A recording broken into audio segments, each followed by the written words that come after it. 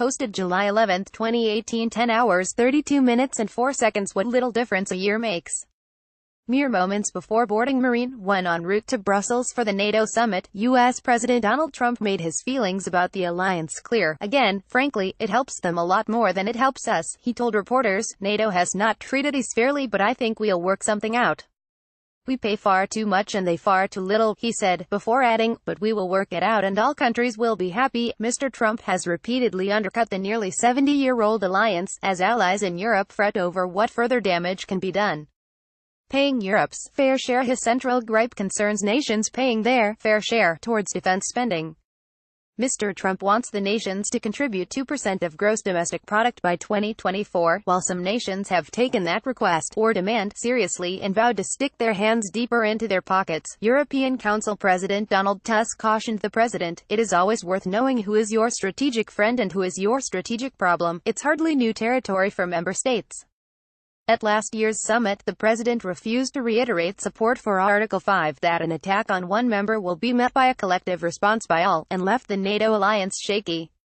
But members fear the president may go beyond rhetoric, particularly with a pending summit with Russian President Vladimir Putin in Helsinki. Asked whether Mr. Putin is a friend or a foe, Mr. Trump said, "I really can't say right now," before calling Russia a competitor. The world will be watching that summit too, and anxious to see what, if any, deal is reached between the two leaders. Frankly, Putin may be the easiest meeting of them all. Who would think? Who would think? Mr. Trump said. Mr. Trump's ambassador to NATO, Kay Bailey Hutchison, was offering a slightly different spin, suggesting a positive summit in Brussels could help Mr. Trump be tough with Mr. Putin. He is going to have a strong and good summit of allies where we talk frankly, but we are together on the big issues, and that's a position of strength. Going to talk with Vladimir Putin, the ambassador said. Ms. Hutchison expects Mr. Trump to ask Mr. Putin to stop sanctioning Russian acts of hybrid warfare, fraying relations in the youth. This will be the first leaders meeting at the new NATO headquarters now that the 4,200 staff have moved in and the computer system is finally working. The building was 20 years in the making and cost a staggering $1.9 billion. The meeting comes at a time of fraying relations across the European Union, so will anyone stand up to the U.S. president? Britain's Prime Minister Theresa May arrives on the continent wounded by the high-profile resignations of two senior cabinet members and Brexiteers, David Davis and Boris Johnson. While she survives, for now, her position among European leaders remains tenuous as the long-winded Brexit negotiations wear on.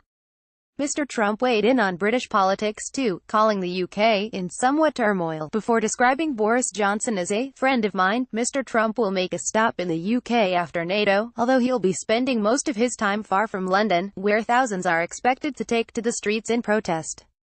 German Chancellor Angela Merkel also enters the summit with a limp, after surviving her own leadership crisis about Germany and Europe's response to migration. She continues to face pressure from within her own party, which has undermined her position at the top of the pecking order in Europe. French President Emmanuel Macron has been somewhat of a European Trump whisperer, by pampering to his ego, but he too is suffering from falling popularity within France. Appreciate your allies. Each of the leaders know how difficult it can be to satisfy Mr. Trump. Last month's G7 meeting in Canada was considered all but an unmitigated disaster.